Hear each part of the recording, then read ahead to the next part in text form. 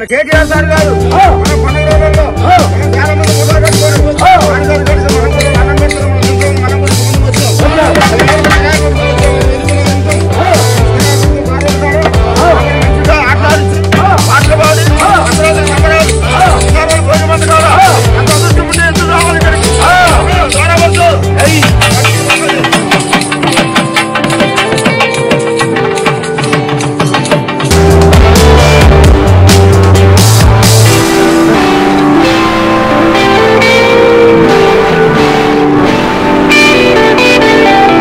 నిరంతర news updates కోసం channel ని సబ్స్క్రైబ్ చేసుకోండి.